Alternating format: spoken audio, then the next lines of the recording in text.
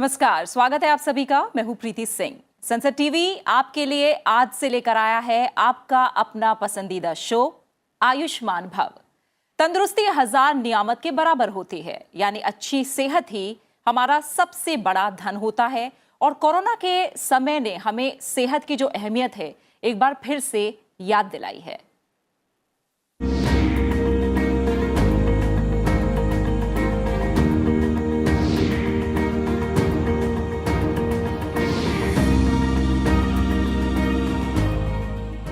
और हम देख रहे हैं ये जो समय है ये तपती गर्मी का समय है और गर्मी अपने चरम पर है और हर बीतते दिन के साथ जो तापमान है वो पिछले रिकॉर्ड तोड़ रहा है। गर्मी से बचाव से जुड़े आज जो भी सवाल आपके मन में है वो आयुष्मान भव के जरिए आप हमसे पूछ सकते हैं। आपके कॉल का हमें इंतजार है और जो हमारे फोन नंबर है वो लगातार टीवी स्क्रीन पर फ्लैश हो रहे हैं।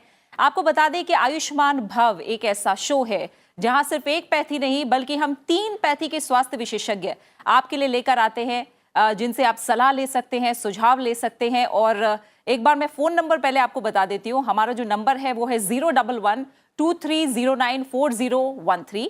साथ ही हमारा एक और नंबर है 011-2309-4296। इन दोनों नंबरों पर आप हमें कॉल कर सकते हैं और गर्मी से बचाव से जुड़े तमाम सवाल हमसे पूछ सकते हैं। स्टूडियो में 3 खास मेहमान मेरे साथ जुड़े हुए हैं जो 3 अलग अलग पैथी से मौजूद हैं। मेरे साथ एलोपैथी विशेषज्ञ जुड़ रहे हैं, डॉक्टर BL शेरवाल जो कि चिकित्सा अधीक्षक हैं RML अस्पताल दिल्ली में। आपका बहुत बहुत स्वागत है डॉक्टर शेरवाल। साथ ही आयुर्वेद का नजरिया भी आज आप समझेंगे और सलाह ले सकते हैं। हमारे साथ डॉक्टर तनुजा मनोज निसारी जुड़ी हुई हैं जो कि निदेशक हैं अखिल भारतीय आयुर्वेद संस्थान दिल्ली की। आपका भी बहुत बहुत स्वागत है। और होम्योपैथी क्या कहता है गर्मी से बचाव को लेकर और अपनी केयर करने को लेकर, ये बताने के लिए मेरे साथ स्टूडियो में मौजूद हैं डॉक्टर विपिन जिठानी जो कि एसोसिएट प्रोफेसर हैं नेहरू होम्योपैथिक मेडिकल कॉलेज के। आप तीनों मेहमानों का एक बार बहुत बहुत शुक्रिया मेरे साथ जुड़ने के लिए। तो गर्मी का जो मौसम है वो कई सीजनल बीमारियां लेकर आता है, यानी ऐसी बीमारियां हैं जो गर्मी के मौसम में खासतौर से हमें अपनी चपेट में ले सकती हैं। कुछ बीमारियां जो मौसम के अनुसार होती हैं, जैसे हम देखें तो विंटर में यानी सर्दियों में कोल्ड होता है, कफ होता है, फ्लू कॉमन सिम्टम है। वैसे ही जब मॉनसून आता है तो हम देखते हैं कि डेंगू मलेरिया जैसी बीमारियों का खतरा काफी ज्यादा बढ़ जाता है। उसी तरह गर्मियों में डायरिया, फूड पॉइजनिंग होने की आशंका बहुत ज्यादा होती है। यही नहीं, इस मौसम में तेज धूप और पसीने की वजह से हीट स्ट्रोक, डिहाइड्रेशन से भी लोग बीमार हो सकते हैं। ऐसे में इस मौसम में जरा सी लापरवाही सेहत पर भारी पड़ सकती है।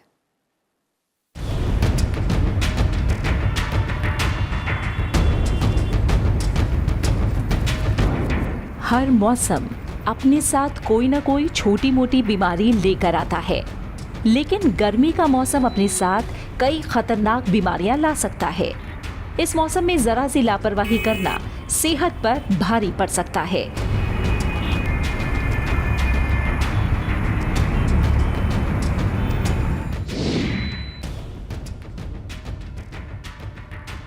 गर्मियों में सबसे कॉमन है लू लगना यानी हीट स्ट्रोक। इसे मेडिकल टर्म में हाइपरथर्मिया भी कहा जाता है। लंबे समय तक तेज धूप में रहने की वजह से लू लग सकती है।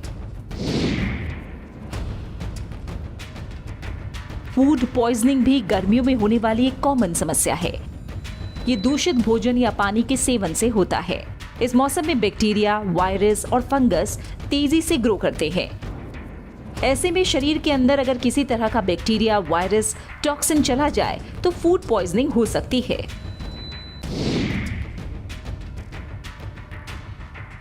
टाइफॉइड एक वाटर बोर्न डिजीज है जो दूषित पानी या जूस पीने से होती है। आमतौर पर गर्मियों में जब संक्रमित बैक्टीरिया पानी के साथ शरीर में प्रवेश कर जाता है तब टाइफॉइड के लक्षण दिखने लगते हैं। गर्मियों में चिकन पॉक्स भी परेशान कर सकता है। ये वायरस से होने वाली बीमारी है। इस बीमारी में पूरे शरीर की स्किन पर छोटे पस वाले दाने हो जाते हैं जो ठीक होने के बाद भी दाग छोड़ जाते हैं। जिन लोगों की इम्यूनिटी कम होती है उन्हें आसानी से ये बीमारी अपने चंगुल में ले सकती है। बारे में बता चुके हैं हम। जो सिम्टम्स को लेकर अभी बात हो रही थी, क्या ऐसे सिम्टम्स हैं जिन पे ध्यान देना चाहिए कि अगर मान लीजिए सिम्टम दिखाई दे रहा है तो इसका मतलब मेरे लिए आगे खतरा हो सकता है, और क्या किया जाए, सावधानी क्या बरती जाए? देखिए, इसमें ना 2 स्टेजेस हमारे को समझने ज़रूरी है इन्फेक्शन के। एक इन्फेक्शन का वो स्टेज जहाँ पे सब हमें इन्फेक्शन के सिम्टम मिल रहे हैं, मान लीजिए पेट दर्द हो रहा है, डायरिया हो रहा है, वॉमिटिंग हो रहा है, तो इस स्टेज में तो हाइड्रेशन के अलावा दवाई करनी पड़ेगी लक्षण के हिसाब से, तो वो इन्फेक्शन को कंट्रोल करने के लिए। फिर एक स्टेज आ जाता है जहाँ यही सिम्टम्स बढ़ते बढ़ते बढ़ते अपने कॉम्प्लिकेशन फेज में चले जाते हैं। जैसे डिहाइड्रेशन शुरू हो जाता है, यूरिन थोड़ा येलो, बहुत यूरिन गाढ़ा येलो होना शुरू हो जाता है, मसल क्रैम्प्स पड़ सकते हैं, स्किन की जो इलास्टिसिटी है वो कम हो सकती है। तो यहाँ पे और ज़्यादा सिवियर स्टेज में जाएंगे तो ड्राउजीनेस, जहाँ आपके अपनी अवेयरनेस, आपकी अलर्टनेस कम हो जाती है। खास करके बच्चों में बहुत देखा जाता है, बच्चे बहुत इरिटेबल हो जाते हैं, बहुत क्रैंकी हो जाते हैं, क्योंकि उनमें पानी की बहुत कमी हो जाती है बिकॉज ऑफ डायरिया, वॉमिटिंग। तो हमें दोनों स्टेजेस को बहुत ध्यान में रखना है। जब एक बीमारी, जब इन्फेक्शन हो रहा है, जब वहाँ की डायरिया, वॉमिटिंग और पेट दर्द को दवाई से और हाइड्रेशन से, खास करके हाइड्रेशन में हमें एक चीज़ ज़रूर याद रखनी चाहिए कि जैसे सरकार भी कहती है ORS, जो बहुत ज़रूरी है कि सिर्फ पानी नहीं बट इलेक्ट्रोलाइट्स का जो बैलेंस है, जो होम्योस्टैसिस है, वो बहुत ज़रूरी है, उसको ध्यान में रखना। तो सही मात्रा में चीनी, सही मात्रा में नमक, ये घोल ध्यान देना ज़रूरी है। और ये तो हो गया जब इन्फेक्शन है, बट जब वो डिहाइड्रेशन की स्टेज में आ जाता है, जहाँ पे मसल क्रैम्प्स और यूरिन का बहुत पीला होना या उसका अलर्टनेस लेवल का कम होना, तो हमारे को और ज़्यादा ज़रूरी हो जाता है कि या तो हम घर पे हाइड्रेशन मेंटेन करें, और अगर नहीं मेंटेन कर सकते हैं और बहुत ज़्यादा डिहाइड्रेशन के सिम्टम आ रहे हैं तो हम अस्पताल जाके सही उसका उपचार ज़रूर करवाएं। इन सिम्टम को ज़रूर ध्यान में रखें, क्योंकि यही जानलेवा हो सकते हैं। ठीक है, एक और कॉलर महाराष्ट्र से हमारे साथ जुड़ी हुई है, पादनी ने हमें कॉल किया है। आपका बहुत बहुत शुक्रिया हमें कॉल करने के लिए। आप अपना सवाल पूछ सकते हैं। टीवी की आवाज बिल्कुल कम करके एक बार में सवाल पूछिए।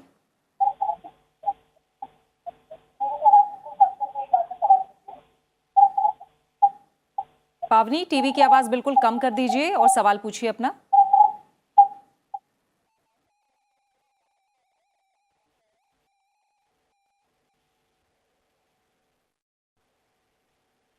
ठीक है, एक और कॉलर है, पूरन ने हमें कॉल किया है। पूरन, आप अपना सवाल पूछ सकते हैं। शुक्रिया कॉल करने के लिए। टीवी की आवाज बिल्कुल कम रखिएगा और एक बार में सवाल पूछिए। गर्मी के दिनों में मेरे शरीर में दाने उभर आते हैं। ठीक है, तो उसका उपचार? ठीक है, गर्मी के दिनों में दानों की समस्या जो कि बहुत कॉमन है, चौड़े चौड़े हो जाते हैं, खुजली भी करता है साथ ठीक में। है, ठीक है। आप किस विशेषज्ञ से राय लेना चाहेंगे? एलोपैथी, होम्योपैथी, आयुर्वेदिक, तीनों विशेषज्ञ हैं? आयुर्वेदिक। ठीक है, डॉक्टर निसारी जी। एक तो जो इन दिनों में दाने होना ये कॉमन है, क्योंकि गर्मी होती है, पित्त बढ़ता है। ये बताइए, ये घमौरी ही है या अलग अलग? हाँ, घमौरी भी है, लेकिन अगर उनको खुजली हो रही, दाने हो रहे, तो और भी कोई स्किन इन्फेक्शन से किसी को रिंगवर्म हो सकता है, तो वो हमें ज़रूर देखना चाहिए। लेकिन वो नीम ये सुबह मतलब पेट में भी ले सकते, बाहर भी लगा सकते हैं। घमौरी में खस और चंदन, इनकी पाउडर पेट में भी लगाना है, ज़रूरी है। एलोवेरा वो ले सकते हैं। हाँ। और सबसे इम्पोर्टेंट, पेट में जैसे आरोग्यवर्धिनी, कामदुघा, ये विशेषज्ञों की राय के अनुसार ले सकते हैं, इससे ज़रूर उसमें लाभ होगा।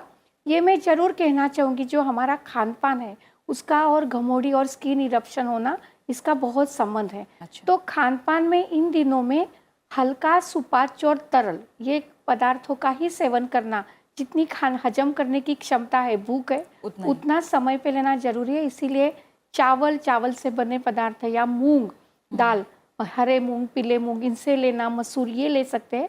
लेकिन बहुत ज़्यादा हेवी जो है उसको, मतलब जो नॉनवेज भी ज़्यादा हेवी है या बहुत ज़्यादा हेवी राजमा, छोले, इन सबको लेना वो थोड़ा परहेज रखे, तो इससे उनका, या अल्कोहल ले सकते हैं, तो उसको परहेज रखना चाहिए, नहीं लेना चाहिए, ये भी थोड़ा ध्यान में रखना। ठीक है डॉक्टर शेरवाल, अभी हीट स्ट्रोक की हमने बात की, तमाम और बीमारियां हैं, जैसे हमने बताया था मीजल्स हो गया या पीलिया हो गया, टाइफाइड हो गया, इस तरह की बीमारियां भी क्या गर्मियों में ज़्यादा होती हैं? और क्या ऐसे लोग जो पहले से किसी न किसी बीमारी से ग्रस्त हैं, क्या उन्हें और ज़्यादा ख्याल रखने की ज़रूरत है इस मौसम में? बिल्कुल ठीक है, क्योंकि जब हम बात करते हैं फूड पॉइजनिंग की या टाइफाइड या एंटेरोवायरसिस, जो भी पानी या खाने द्वारा शरीर में जाती हैं, तो क्योंकि गर्मी में जो बैक्टीरिया है, वायरसेस हैं, वो एक्चुअली उनका एक आइडियल इन्वायरमेंट होता है और ह्यूमिडिटी होती है, तो उस टाइम जो है ज़्यादा पनपते हैं जो है ना।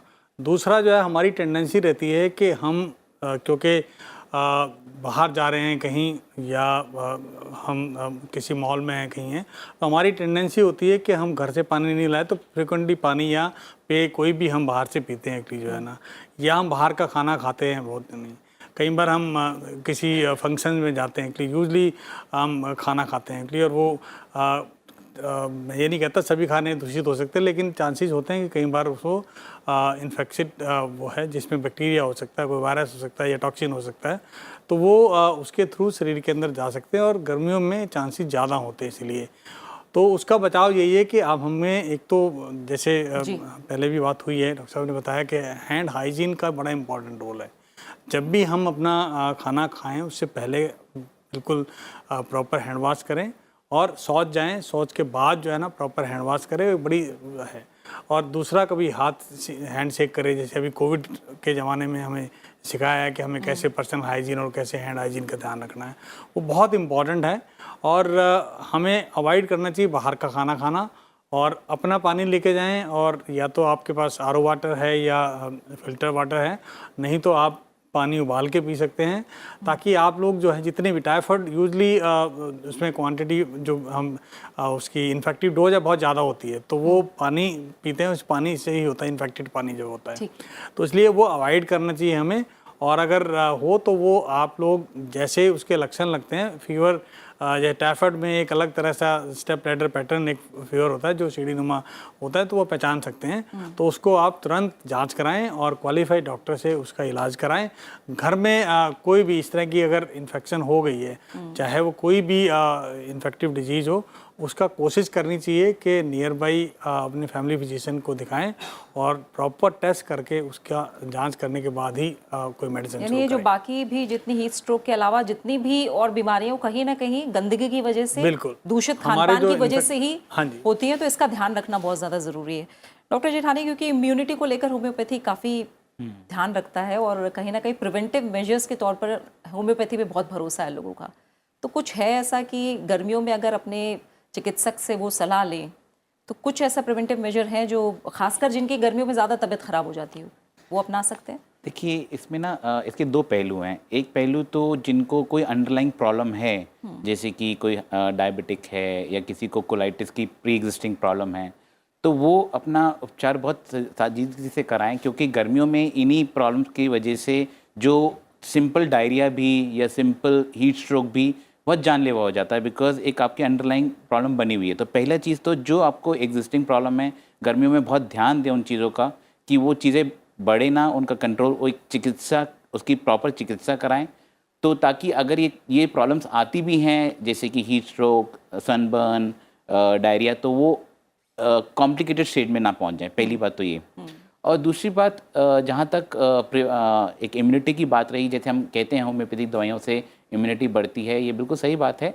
इसमें ज़रूरी है, खासकर मैं बच्चों के लिए बोल रहा हूँ, बच्चे और बुज़ुर्गों के लिए, क्योंकि उनमें ये जो गर्मियों की बीमारियाँ ज़्यादा असर करती हैं, उनके असरात ज़्यादा नज़र आते हैं, तो वो अपने टाइम टू टाइम अपने जो उनके सिम्टम जो अभी के सिम्टम्स मौजूद हैं उसके टाइम टू टाइम अपनी होम्योपैथिक चिकित्सा कराएं। प्रिवेंशन के लिए बहुत सारी दवाइयाँ आती हैं होम्योपैथी में जो प्रिवेंटिव के तौर पे काम करती हैं, खासकर गर्मियों की बीमारियों के लिए, बट वो एक चिकित्सा के निरीक्षण में ही दी जा सकती हैं, तो वो कराएं ताकि इन बीमारियों से अगर आती भी हैं तो ये एटलीस्ट एक जो डिफ़िकल्ट फेज़ में ना चले जाएँ, कॉम्प्लिकेशन फेज़ में ना चली जाएँ। तो इसीलिए जहाँ तक जनरल मैनेजमेंट का सवाल है, खान पान, हाइड्रेशन रखना, सीजनल फ्रूट खाना, वो अपनी जगह ज़रूरी है, और जहाँ अंडरलाइंग डिजीज़ है और अगर आप गर्मी की बीमारी से बचना चाहते हैं तो होम्योपैथिक दवाइयों का ज़रूर इस्तेमाल करें, बट चिकित्सा के निरीक्षण में। ठीक है।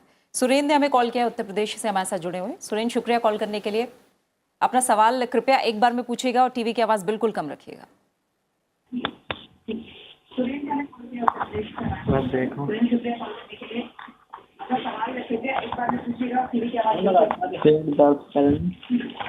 सुधीर, सवाल कीजिए।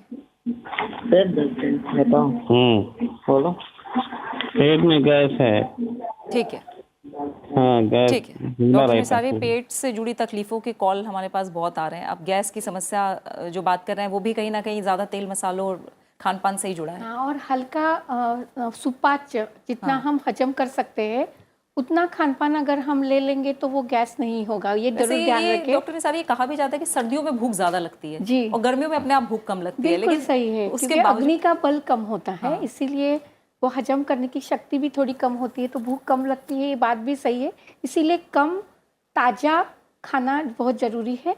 लेकिन वो साथ साथ आप देखिए कि हम जो आम का पन्ना नींबू डाल के हम लेते, तो वो आप देखिए कि इन्हीं दिनों में मींट की चटनी, पुदीने की चटनी, इसके ड्रॉप्स ये आप ले सकते हैं। अजवाइन, जीरा, भुना जीरा, ये गर्म पानी के साथ सेंधा नमक के साथ खाने में आप ज़रूर रखिए। जो चाट मसाला जैसे जो छाछ के लिए जो मसाला आता है, जीरा, भुना जीरा और सेंधा नमक ये डाल के नींबू के साथ वो ले सकते हैं, जिससे हजम होगा। लेकिन एक टैगलाइन यही है कि जितना हम पचा सके, जितनी भूख है, भूख लगने पे ही और जितनी भूख है उतना ही खाए। भारी खाएंगे तो गैस जरूर होगा। अच्छा, ठीक है। एक और कॉलर है, शरद ने हमें राजस्थान से कॉल किया है। शरद, शुक्रिया, सवाल पूछ सकते हैं आप अपना। शरद, आप सवाल पूछ सकते हैं। हमारे 7 साल का बच्चा है, उसके गर्मियों में जुकाम हो जाती है, बार बार छींकें आती है। 4 साल उम्र बताई आपने? 7 साल, 7 साल, ठीक है। और गर्मियों में ही ये दिक्कत होती है? गर्मियों में ही दिक्कत होती है। ठीक है, और कुछ पूछना चाहेंगे? बस यही। ठीक है, ठीक है। डॉक्टर शेरवाल, ये बहुत अच्छा सवाल पूछा है उन्होंने, जो है ना, कि गर्मियों में एक बड़ी कॉमन बीमारी है ये। बेसिकली ये एलर्जिक इशू है, और यूजली गर्मियों में आपने देखा होगा कि जब फूल बड़े खिलते हैं या पतझड़ होती है या पोलन बहुत होते हैं, हार्वेस्टिंग सीजन है, तो कुछ बच्चे या कुछ इंसान जो है ना कि वो एलर्जिक होते हैं पोलन को, तो इसीलिए वो थ्रू एयर ड्रॉपलेट के थ्रू वो पोलन इनहेल करते हैं। उसके कारण उनको खांसी, जुकाम, स्नीजिंग, आंखों से पानी आना, वो इस तरह के बड़ा कॉमन वो है। कई बार हालांकि बुखार होता नहीं और कई बार इसमें फीवर भी आ जाता है, लेकिन ये पहचानने की ज़रूरत है कि ये यूजली एलर्जिक इशू है। तो इसके लिए ये है कि एक तो हमें अवॉइड करना चाहिए किसी भी इस तरह की जगह पे जाना जहाँ पर पोलन हो, जो है खेत में जाना या किसी ऐसी पार्क में जाना जहाँ पे खूब फूल या खूब पोलन हो, अगर तो वहाँ पर नहीं जाना चाहिए। अगर जाना है तो जैसे आज की डेट में कोविड के लिए हम मास्क की बात करते हैं, अगर वही मास्क हम पोल्यूशन को अवॉइड करने के लिए, पोलन को अवॉइड करने के लिए पहने, तो वो उससे काफ़ी उसका बचत होगा। और कोशिश करनी चाहिए कि एक्सपोजर टाइम कम इसका कोई टेस्ट कराया जाए या अपने आप पता लग जाएगा, या वही है कैसे जाना नहीं, गर्मियों का ये जो लेट मार्च और अप्रैल का महीना आमतौर पर हे फीवर जो इसको कहते हैं, और या एस्थमेटिक का एक वह है। तो जैसे कई लोगों में एस्थमा एग्जैगरेट कर जाता है, लेकिन ये उससे अलग है कि भाई हे फीवर में केवल इस पर्टिकुलर सीजन के अंदर पोलन जो होते हैं एनवायरनमेंट में, अगर आप घूमने जाते हैं, बाहर जाते हैं, तो आपने देखा होगा कि जो जहाँ बहुत सारे पेड़ हैं, बहुत सारे प्लांट्स हैं, वहाँ पर जो है वो फ्लावर जो होते हैं तो उनका जो पोलन भी निकलते हैं उसमें से। तो जैसे ही हवा चलती है तो नेचुरली आप डस्ट होगा तो उसके इनहेल करेंगे, तो उसके कारण जो है ना आपको ये लक्षण आ सकते हैं। ठीक है। आयुर्वेद में इसका कुछ उपाय? आयुर्वेद में सबसे पहले तो जैसे हमने कोविड में मास्क के साथ साथ, काढ़े के साथ साथ एक अणु तेल, नाक में तेल लगाना या डालना, इसका एक बहुत इलाज किया था और बताया सबको। ठीक है। तो कोई भी ऑयल को अगर हम इमर्स करते, नथुनों से लगा भी लेते हैं, दोनों नथुने में, तो बाहर के जितने भी पोल्यूटेंट्स है, पोलन है या वायरसेस, वो अंदर नहीं जाते, तो वो एलर्जी की शुरुआत ही नहीं होती। तो ये बहुत सिंपल उपचार है। घर में कोई भी तेल हो, तिल का हो, सरसों का हो, या अणु तेल है बाजार में जो मिलता है, उसको आप अपने बच्चों के नाखूनों में बाहर जाते समय लगाइए। ये बहुत सिंपल, वो मास्क से पहले भी ये एक सिंपल उपचार है। दूसरा, बच्चों के लिए खासकर जब चाइल्ड के लिए ये सर्दी खांसी होती तो उनको सीतोपलादी चूर्ण जो शहद के साथ लेना, ये एक घरेलू और घर में सभी एविडेंस बेस्ड है, तो वो आप अपने बच्चे को ले सकते हैं। हल्दी का जो ग्रैन्यूल्स आते हैं, हरिद्राखंड, वो ले सकते हैं। और काली मुनक का किशमिश और अंजीर, सूखा अंजीर, ये जरूर सुबह शाम ले, जिससे इम्यूनिटी भी बढ़ती है और सर्दी खांसी जुकाम इसमें भी इसका लाभ होता है, बच्चों को पसंद आता है। अच्छा, अंजीर और हल्दी, दो आपने ऐसी चीजें बताई। और अंगूर मतलब नहीं सूखा नहीं, वो तो अंगूर आपने बताया। जी। इसको लेके थोड़ा सा रहता है कि सर्दियों में खाना चाहिए या गर्मियों में, या इसको भी ले सकते हैं ये मौसम? बहुत आपने अच्छा से पूछा कि ये स्वस्थ हित मतलब डेली हर्बल हेल्थ प्रमोटर। अच्छा। ये काली मुनक्का किशमिश ये ऐसी चीज है कि वो पूरा 12 मास हम खा ले सकते सकते हैं। हैं। ठीक और है। अंगूर खासकर फ्रेश आते हैं इन दिनों में, उसको जरूर ले सकते ठीक है। डॉक्टर जेठानी, जो ये एलर्जी वाली बात बताई है अभी, होम्योपैथी में कुछ इसका इलाज है? हाँ जी, बेसिकली जैसे अभी हम बात कर रहे थे कि गर्मियों में क्योंकि हवा का प्रभाव कम होता है तो पोल्यूटेंट्स ट्रैप हो जाते हैं, और पोल्यूटेंट ट्रैप होने की वजह से जो सेंसिटिविटी रिएक्शन है वो इन द फॉर्म ऑफ, चाहे वो छींके हों, चाहे वो सांस की तकलीफ हो, यानी कि एलर्जिक राइनाइटिस या एस्थमा, वो बढ़ जाते हैं। तो यहाँ पे हमने देखा है बहुत अच्छी दवाइयाँ जिनके एविडेंस बेस्ड स्टडीज़ की गई हैं वो होम्योपैथी में अवेलेबल हैं, जो ना सिर्फ अंडरलाइंग जो आपके सिम्टम है उनको, जो आपके लक्षण है उनको ठीक करेगी, बट जो आपकी सेंसिटिविटी बनी है, जैसे अब डस्ट है, हम डस्ट से नॉर्मली हमें एक आम आदमी को कोई फ़र्क नहीं पड़ना चाहिए, बट एलर्जिक को वहीं छींके शुरू हो जाते हैं या सांस या गले में कारी शुरू हो जाती है। तो जो अंडरलाइंग सेंसिटिविटी है वो होम्योपैथिक दवाइयों से बिल्कुल जा सकती है, और इसकी बहुत सारी दवाइयाँ इसके लिए स्टडीज़ की जा चुकी हैं, एविडेंस बेस्ड हमारे पास सोर्स हैं कि ये, बट वो फिर क्योंकि लक्षण के हिसाब से है तो मैं एक स्पेसिफिक दवाई नहीं बताना चाहूँगा, बट अपने चिकित्सक से जाके वो अपने लक्षण और सेंसिटिविटी दोनों का इलाज कराएं ताकि आने वाले टाइम में भी उनको एलर्जिक रिएक्शन आए ना। ठीक है। सुमन ने हमें राजस्थान से कॉल किया है। सुमन, शुक्रिया कॉल करने के लिए। बताइए, सवाल क्या है आपका? मैम मैं ना जो प्रेग्नेंट हूँ और मेरे ना पीलिया की शिकायत है और सिर में दर्द हो रहा है, जुकाम लग रही होती है, दर्द हो रहा है, चल रहा है। ठीक है। आप कौन से विशेषज्ञ से सलाह लेना चाहेंगे? Allopathy, Ayurvedic, homeopathy? आयुर्वेदिक से। आयुर्वेद। डॉक्टर निसारी, आप कुछ और पूछना चाहेंगे? हाँ जी, इनको क्या हो रहा है? सर में दर्द सिर में दर्द है, प्रेग्नेंट है ये। आपने सिर में दर्द के अलावा और क्या समस्या बताई है? जुकाम है? मैम पीलिया की शिकायत है, जो पीलिया की दवाई चल रही है मेरी अभी फिलहाल। पीलिया की शिकायत है जी, ये बहुत। हाँ, तो ये इसका मतलब वो लीवर में अगर सूजन आई है तो हिपैटोप्रोटेक्टिव जिसको है, तो उनको, और प्रेगनेंसी भी है तो वो एक तो उनको खाने में कोई भी तीक्ष्ण मतलब गरम स्पाइसेस इन सब को बचना चाहिए। पित्त की वजह से उनको सर में भी दर्द हो रहा है तो ये आंवला जरूर ले सकते हैं। ठीक। और आंवला और गिलोय का सत्व और अडूसा, ये तीनों चीज़ें से बना एक रसायन चूर्ण वटी आती है, वो सुबह शाम प्रेगनेंसी में भी चलती है। एलोवेरा, वो एलोवेरा का जूस ले सकती है, लेकिन अगर उससे उनको कॉन्स्टिपेशन नहीं है तो वो ले सकती है, नहीं तो वो नहीं ले सकती। लेकिन ये सारी चीज़ें वो ले सकती है। वो समय पे खाना खाए, कम ले, हर शीत से जो अंगूर है वो उसको ले ले, अनार को ले ले, ये जरूर ले सकते हैं। और समय पे खाए तो उनको सर दर्द भी नहीं होगा। तो ये सलाह भी आप अपनाइए, और जो आपके डॉक्टर परामर्श दें उसको भी जरूर फॉलो करिए आप। एक और कॉलर है हमारे साथ, प्रियंका उत्तर प्रदेश से जुड़ी हुई हैं। प्रियंका, शुक्रिया हमें कॉल करने के लिए। पूछिए, आप अपना सवाल पूछिए।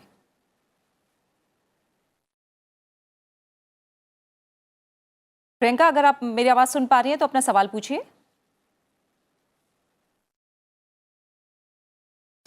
ठीक है, मैं इसमें जी चाहूँगा, अभी जो कॉलर था उसके लिए जो लीवर वो प्रेग्नेंट भी है तो बहुत ध्यान रखने की ज़रूरत है कि इस टाइम, क्योंकि लीवर एक की ऑर्गन है एक्चुअली और क्लीन करता है शरीर में बहुत सारी चीज़ों को। तो सबसे पहला तो ज़रूरी है कि उनको रेस्ट की बहुत ज़रूरी है। ठीक है। दूसरा, उनको डाइट पे मॉडरेशन करनी चाहिए कि बहुत सोच समझ के वो खाना खाना चाहिए जो आराम से पच जाए। खास तौर पे जैसे हम प्रेगनेंसी में कहते हैं उनको मीट खाना चाहिए, ये खाना, तो वो इस दौरान अवॉइड करें। रेड मीट या कोई भी फिश, ये सब चीज़ें नहीं खा सकते क्योंकि वो पचेगा नहीं। ठीक है। और क्योंकि लीवर पे लोड पड़ेगा तो नेचुरली वो और प्रॉब्लम आएगी। तो सबसे पहले उनको पूरा कंप्लीट रेस्ट लेना चाहिए, नींद लेनी चाहिए, और डाइट मॉडरेशन ले, कम कम करके लें। और वो आप वेजिटेबल और जूसेस ले सकते हैं, और होल ग्रेन लें। जो सैचुरेटेड फैटी आइटम है वो यूजली अवॉइड करें, और एक जांच जरूर करा लें। यूजली ये मुझे ऐसा लगता है हेपेटाइटिस ए या ई हो सकता है, लेकिन ये फिर भी जांच करा लें, तो कई बार जो है हेपेटाइटिस ए और ई की जगह अगर उनको हेपेटाइटिस बी या सी का इन्फेक्शन है तो वो बहुत ज़रूरी है, क्योंकि वो प्रेग्नेंट है, इसलिए जानना ज़रूरी है उसका क्या है टेस्ट। बिल्कुल, यानी डॉक्टर की सलाह ज़रूर लें और उसके अनुसार अपना इलाज कराते रहें और जो उपाय और सलाह हमारे विशेषज्ञों ने बताई है उन्हें ज़रूर अपनाएं। प्रियंका हमारे साथ जुड़ गई हैं। प्रियंका, शुक्रिया कॉल करने के लिए। बताइए आपका सवाल क्या है? पहले तो मैम बहुत बहुत शुक्रिया कि आपने ये प्रोग्राम फिर से शुरू किया है जी। मेरा एक छोटा सा सवाल है कि मैं जब भी धूप में निकलती हूँ, क्योंकि आजकल धूप बहुत ज़्यादा है, गर्मी बहुत ज़्यादा है, तो हमें बहुत स्ट्रेस हो जाता है। घर में जाने के बाद काम करने को एकदम मन नहीं करता, काम किया ही नहीं जाता, एकदम ऐसा लगता है कि बिस्तर में पड़े रहे। ये वाला स्थिति हो गया है हम लोग। ठीक है डॉक्टर जेठानी, मैं एक चीज़ कहूँगी, इससे कहा जाता है कि गर्मियों की जो नींद होती है ना, वो कहीं ना कहीं ड्रग्स की तरह होती है। तो क्या ऐसा है, इसलिए नहीं मन करता है, मौसम का कुछ ऐसा असर है? और अपने आप को एक तरह से ऊर्जावान रखने के लिए क्या किया जा सकता है इस मौसम में? देखिए, इनका ये क्वेश्चन बहुत लॉजिकल है, बहुत ये आम समस्या है देखी जाती है कि क्योंकि हम गर्मियों में ना पसीना बहुत आता है हमें, और पसीना एक इम्पॉर्टेंट सोर्स है जहाँ पे हम अपने फ्लूइड और इलेक्ट्रोलाइट खो देते हैं। बिकॉज जैसे हम जितना हमारे को पसीना आ रहा है, जितना हम पसीना तर हो रहे हैं, तो उतना में हमारा फ्लूइड और इलेक्ट्रोलाइट का लॉस हो रहा है।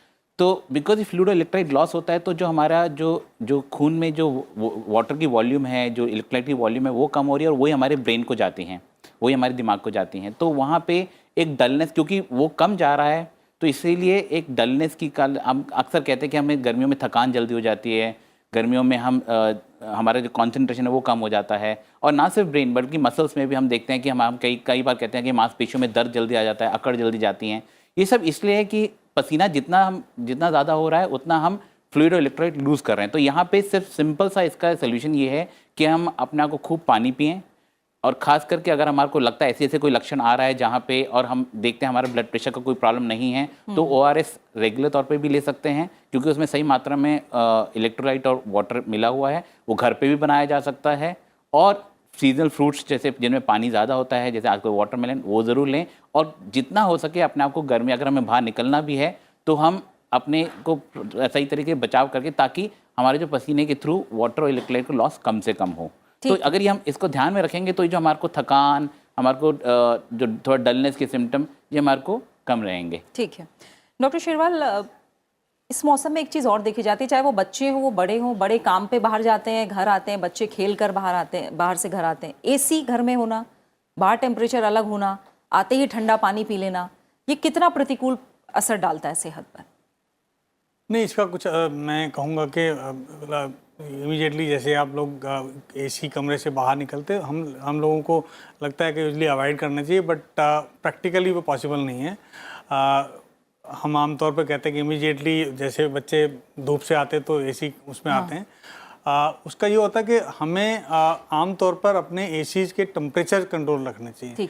आमतौर पर हम देखते हैं कि 16 डिग्री से 18 डिग्री पे जो टेम्परेचर रखते हैं वो गलत है, और रिकमेंडेशन यही है कि कभी भी जब AC चलता है घर में, वो 25 से नीचे नहीं होना चाहिए। आमतौर पर 25 पे आप चलाएंगे तो कंफर्टेबल रहेगा। एयर कंडीशन मीन के आपको आपके शरीर के अनुकूल कंडीशन हो, इसका मतलब ये नहीं है कि वो ठंडा हो।